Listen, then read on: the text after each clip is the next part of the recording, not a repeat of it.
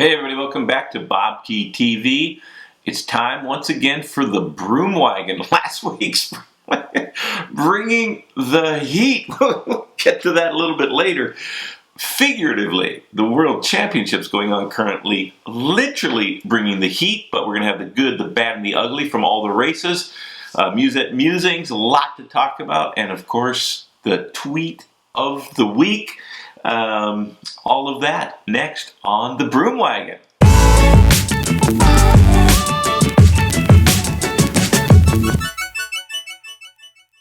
All right, let's get into the good of the racing. The great Fernando Gavaria, winner of Paris Tours, the Sprinters Classics, one of the oldest bike races in the world, getting the better of some of the very fastest men on earth. Arnaud Démare winding up second. Mark Cavendish back in action, wound up sixth. But the way Gavaria won Paris Tours, you almost never see in professional cycling. And this is when the entire peloton, more or less intact, bunch finish, galloping towards the finish line, and one rider breaks away, in this case, Gavaria, 700 meters to go, and holds off the entire field. Démare finished second, like I said, but an absolutely glorious win for Fernando Gavaria from Colombia and the EDX team. I will quote Fernando directly. "This is the best win of my career," and I concur. Paris Tours, the Sprinters Classic, generally favors the faster riders in the peloton. In recent years, it hasn't seen the depth of sprint talent that it did this year, but because the World Championships are still to come this season, big field at Paris Tours of the best sprinters on earth, and Fernando Gavaria winning that race. And, by the way, I forgot to mention him in favorites for the world's road race coming up in a few days in Doha, Qatar. You got to include Gavaria in that list. Chance to win the world title in the road race also. All right, also the good, the team time trial. EDX back on top of the men's standings after BMC had won the last two world championships back-to-back. EDX getting the better of them, which very rarely happens. BMC, real specialists in the team time trial discipline. They very rarely lose. Whether it's a stage race or the World Championships, BMC has become the standard bearers, and EDX getting back on top. And pretty interesting to see Marcel Kittel contributing to the effort and putting in huge turns. Very powerful rider, obviously, in the sprints, but Kittel returning to his roots as a real time trialing specialist when he was younger, when he was a junior and under 23 rider, was absolutely fantastic in the time trial discipline. So using some of those skills, some of that power to help EDX win the men's. In the women's, it was the Boels-Dolman squad beating Canyon SRAM by almost a minute. So an impressive win by the Boels-Dolman squad. On that team, American Evelyn Stevens making her final appearance as a professional cyclist. She was planning to retire at the end of the year and had one more shot at glory and took maximum advantage of that. Evie, it's been an honor to watch you race and commentate on some of your races that you have participated in, and best of luck to you in the future. Stevens, a prolific and very consistent winner since she started racing bikes. 2008, I think, was her first year, and was already a top performer immediately, going back to her early part of her career and all the way through. Current world hour record holder, close to or over 30 miles an hour. Average, I think, right below 30, like 29.9, 99 miles per hour, her average speed. She won Flèche Wallonne. She was an Olympian. I believe she won the National Time Trial Championships twice in her career, and a stellar career coming to an end. And best of luck to Evie Stevens. I hope you stay in the bike game some way, some shape, some form.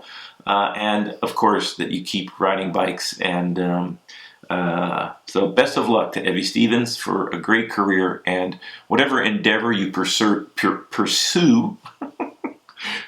in the future, I'm sure will be wildly successful. So best of luck. Got a report, Amber Neiman just won the World Championships in the women's elite time trial, and Brandon McNulty won the men's under 23 title with American Ian Garrison in third. America on fire in the time trials. Congratulations to Brandon and Amber. Amber last won, I think, 2008, back in Varese, Italy, the World Time Trial Championship. So America on fire in the world so far. This is going to go in the good category, obviously. Let's call it the phenomenal. The phenomenal, the good, the bad, and the ugly. This definitely phenomenal results for the United States in the Doha World Championships, and best of luck to Team USA for the rest of these worlds. All right, the bad. Oh, I hate to see dogs getting mixed up in the peloton. It happens every once in a while. And this is a one-day classic in Belgium, Binche, Chimay Binche. And this is 8 kilometers to go, less than 5 miles before the finish. A dog somehow got loose. And as you can see, the peloton coming through this corner, IAM cyclist gets around Fido. But one of the Cofidis riders does tangle with the dog, does not go down. Miraculously, the dog scampers off, feels a little sheepish there for almost taking down the field, but disaster avoided. The dog was fine, by the way, if you're curious. And let's everybody try to admonish anybody we see with a dog at a bike race. They just don't mix. It's funny, almost never see cats tangling up with the peloton. So comparing the intelligence between the two groups, do not write in about the relative merits of cats and dogs, please. All right, also the bad, and it's a real problem, and will perhaps continue to plague the World Championships of cycling in Qatar. Doha is the town. I think the UCI, I hope they made a lot of money. I mean, they need money. Presumably, they have operating expenses, so you can't blame them for that. But it's hard to imagine that this is the best place in the world, dead flat.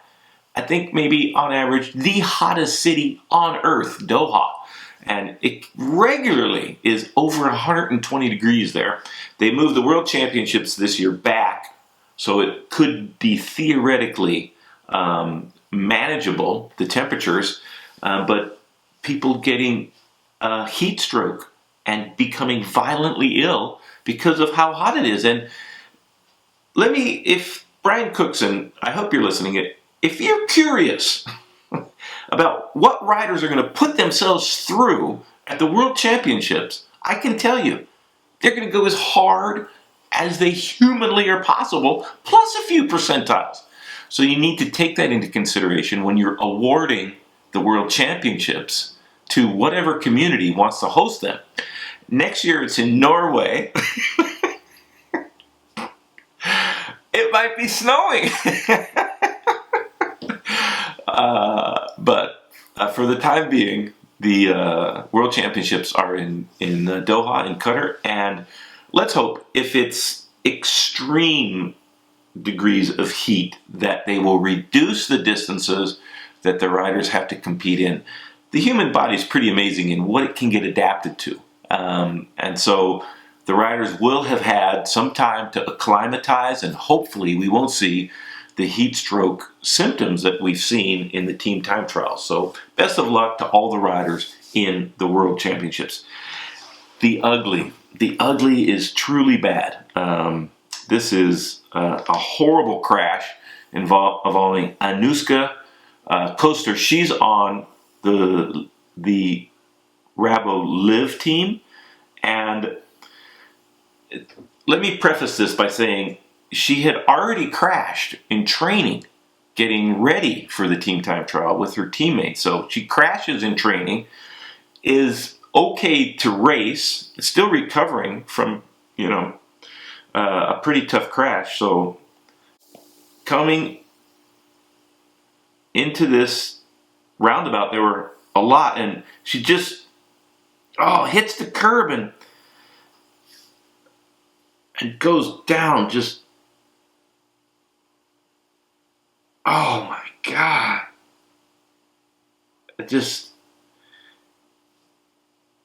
It's so, I think it might be one of the feet from the barriers. It takes her front wheel out.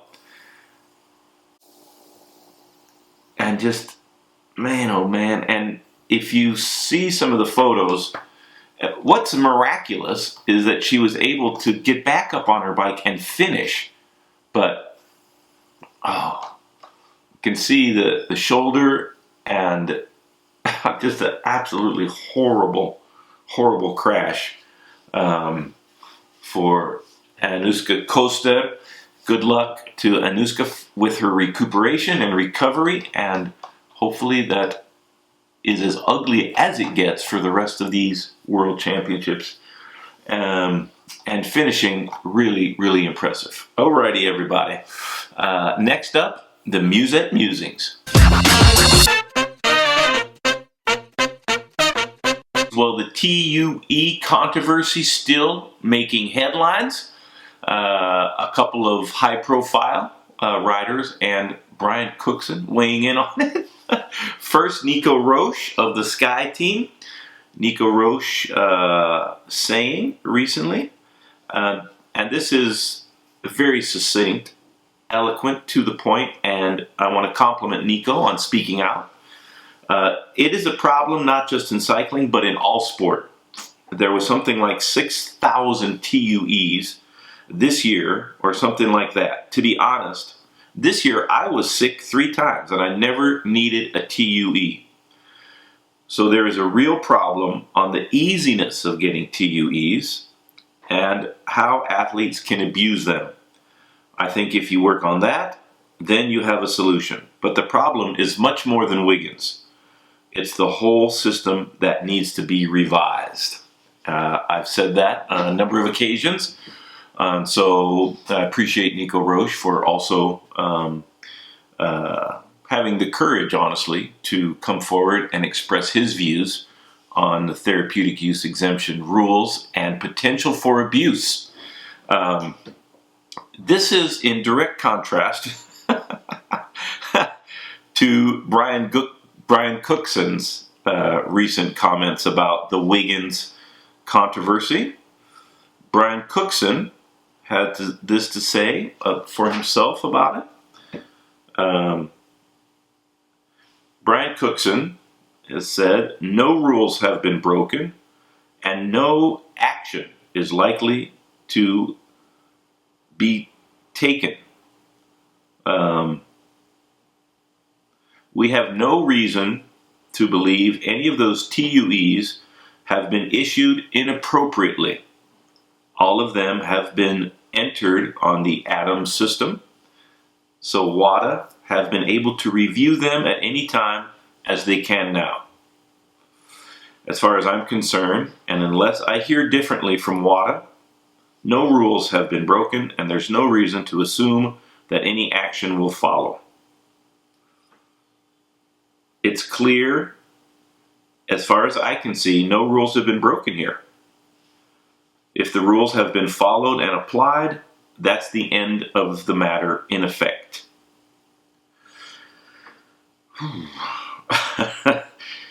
I say this every single time, I think almost every single time since I started doing BobkeTV, that Brian Cookson made promises to the sport of cycling for reform, and those have not been forthcoming. And it's fine to say that Wiggins didn't break any rules, but what's disturbing about Cookson's response to this controversy is that he does not mention once that there is a real potential for the abuse of the TUE program. And so, without saying that, Cookson is, in essence, denying that there's a problem. And I think that that is wrong. And when you consider the recent history of professional cycling, or its entire history, Brian Cookson came in, was elected, promising reforms. And those have not been forthcoming under his presidency. Brian Cookson will be up for re-election before too long, and I'd be very surprised if he was re-elected. He has not done the job he promised he would do. And the TUE program is rife for abuse, and I'm certain it has been abused. And you know, we will probably be finding out more about this as time goes on. The TUEs, that whole system has to be overhauled. And to describe Bradley Wiggins' situation and not mention that is an oversight by Brian Cookson, and very, very disappointing. And that's not the first time, and probably will most certainly not be the last time that Brian Cookson does something that's disappointing to the sport of cycling during his presidency. Awarding the World Championships to Qatar and Doha, I think is also, I mean, obviously, like I said, they need an operating budget, but at the expense of the athletes, it just does not sit that well. And let's hope that Brian Cookson can suggest and implement some of the reforms he promised. And I think overhauling the TUE system would be a good place to start. And to be so dismissive and ineffective, I'm not even mentioning that there could be a problem. That, to me, is not the way I expected Brian Cookson, based on his promises, to act as president. So we'll see. All right. We'll see. It's going to be interesting. I don't think we've heard the end of the TUE controversy, and it's sad that a hacking group, Fancy Bears, had to bring this to light. And if they hadn't done so, we would not know any of these details about Team Sky and a number of other riders in a professional peloton. So it's you know, you don't want that to happen, obviously, but without transparency, and that's another disappointing part of the reforms promised by Brian Cookson. What exact transparency are you talking about? There isn't any. And I suggested this months ago. All the TUEs are public, the biological passport, the whereabouts. If those were public, we would not have had a number of these controversies, including Chris Froome, Bradley Wiggins, Team Sky, British Cycling, Lizzie Olmsted, who missed 3 out-of-competition doping tests. And if they had published the first 2, I'm pretty sure she would have been more proactive in making sure that they were legitimate, which subsequently they were found not to be and allowed to race in the Olympics. But that's just a small part of the transparency issue that would allow fans to enjoy the sport in a more believable way. So that's all we're asking. We're not asking that much. Just tell us. We're the people. All right, next up, the tweet of the week. All right, everybody, the tweet of the week coming to us from Chris Froome. Over 18, I presume what that means, and only for the off-season, smiley face, the Kenyan dawa, vodka, lime juice, honey, brown sugar, and ice. Woo! Sounds pretty good. That sounds really tasty. Honey and brown sugar. I might substitute a little maple syrup in there and call it the New Hampshire Hurricane. Then I need cane sugar, but vodka, lime juice, honey, brown sugar, and ice, the Kenyan dawa. Sounds great. So Chris Froome obviously enjoying his off season. I'm pretty sure it won't be too long till Chris is back at it and training hard, and not that long from now tearing the legs off of the professional peloton. So good luck in the off season to Chris Froome and to everybody out there. Thanks for watching. Please send in your comments. Watch the language. Got to keep the subscriptions coming, and follow me on Facebook and Twitter, and I really do appreciate the thumbs up.